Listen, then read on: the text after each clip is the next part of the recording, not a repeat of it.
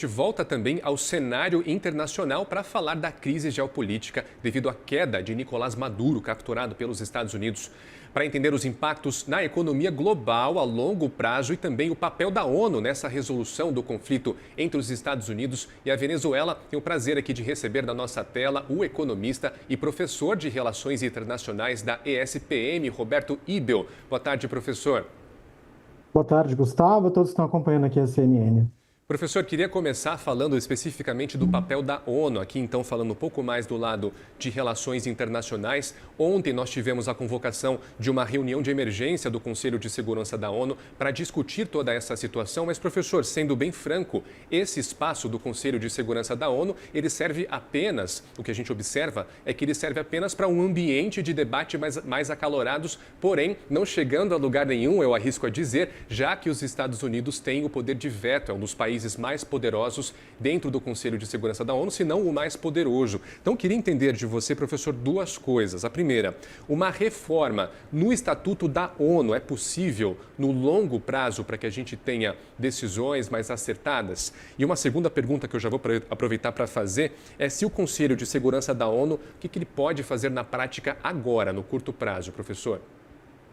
Olha, Gustavo, respondendo muito objetivamente a tua primeira pergunta, uma reforma sempre esteve na pauta, eu usaria dizer, desde a década de 40, 1945, quando a ONU é criada, né? Já na criação da ONU, com a Carta de São Francisco, vários países, inclusive o Brasil, se colocaram ali críticos a alguns elementos da Carta Constitutiva da Organização das Nações Unidas e tem pleiteado uma reforma desde então. Claro que a gente teve outros movimentos ao longo da história. O Brasil sempre foi um país que demandou essa reforma do sistema ONU, mas eu acho praticamente impossível a gente pensar em uma reforma da ONU e das suas instituições, principalmente a Assembleia Geral, como Conselho de Segurança, no curto, no médio e eu ousaria dizer até mesmo no longo prazo.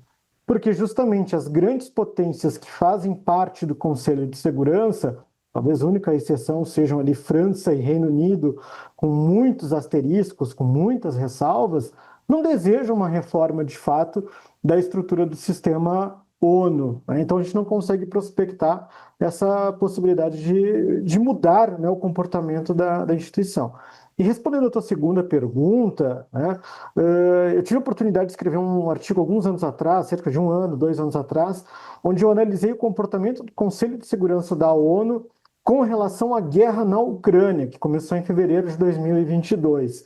De cerca de mais de 1.000 reuniões, dentre as reuniões oficiais e as reuniões de emergência, menos de 1% dessas reuniões abordaram de fato a questão da guerra. E dentro desse 1%, nenhuma dessas reuniões conseguiu de fato definir ou tomar alguma decisão que impactou o curso da guerra ou até mesmo o fim desse conflito, que vai completar agora aí já praticamente 4 anos. Então, é muito difícil, Gustavo, que a gente venha imaginar e prospectar um cenário de que o Conselho de Segurança da ONU, ou até mesmo a ONU como um todo, consigam mudar o curso dos acontecimentos da Venezuela, tenham qualquer tipo de influência na mudança de comportamento, até mesmo do presidente Donald Trump, que é o líder, né, da grande potência hegemônica, os Estados Unidos.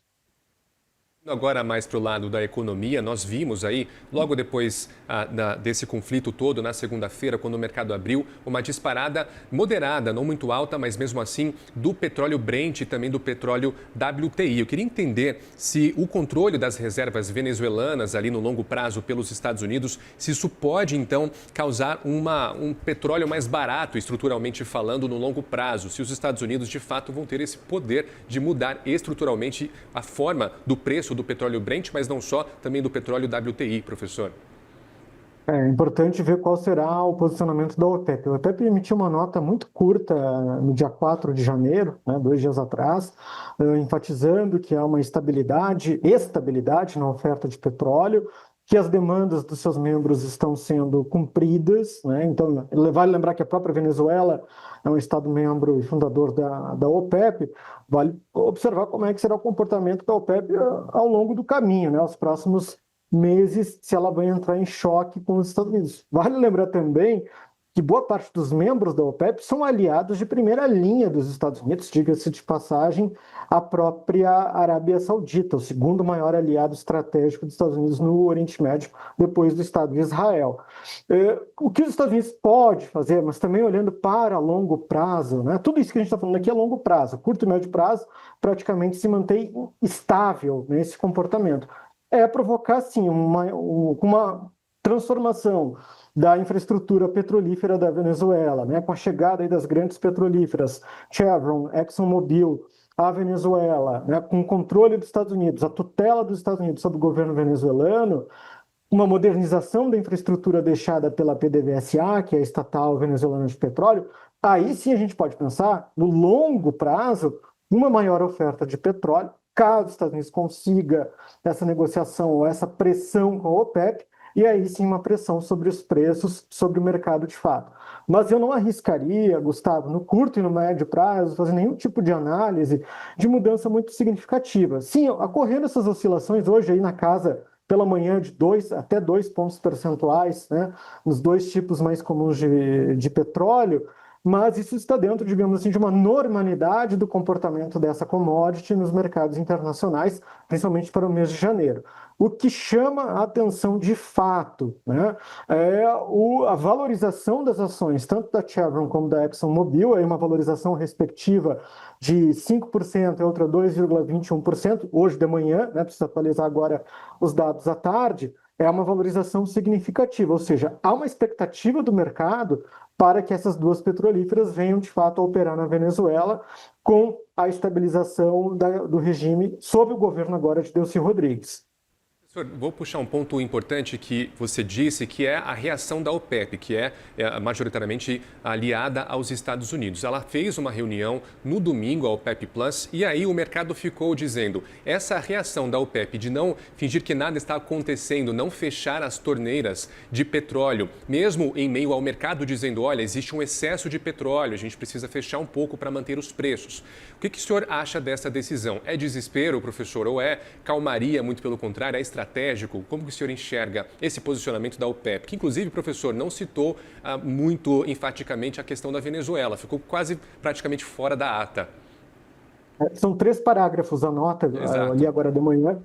Não cita Venezuela, não cita Estados Unidos, não cita Maduro e não cita Trump. Parece até a nota do Itamaraty no final de semana, né, que não nomina ninguém. Eu acho que é uma decisão estratégica, né, de acalmar os mercados, evitar, Gustavo, que aconteça o que aconteceu quando teve a guerra na Ucrânia, começou a guerra na Ucrânia em 22, que a gente teve um comportamento muito expressivo, né, do preço do petróleo, e aí depois até digamos assim, um comportamento artificial manipulado pela OPEP naquele momento. A OPEP hoje ela fica muito mais reativa, um posicionamento estratégico para evitar de fato que tenha qualquer provocação ou qualquer teste a essa commodity, né? E até porque ela observa que há também prospecção de petróleo em outros países, em outras regiões hoje do sistema internacional, até no Brasil, que acabou de ver a notícia ali, né, do Breaking News na questão da Foz do Amazonas, ainda que esteja num estágio de pesquisa, assim como na bacia de Pelotas, lá no Rio Grande do Sul,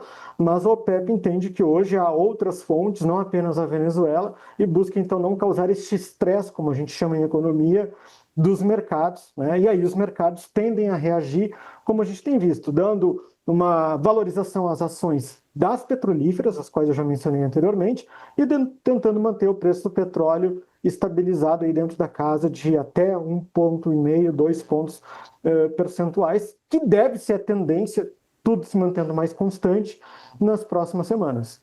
Professor, sempre excelente conversar com você, porque traz aí ao lado de relações internacionais e economia. Excelente, muito obrigado. Roberto Ibel, economista e professor de RI da ESPM. Até uma próxima, meu caro.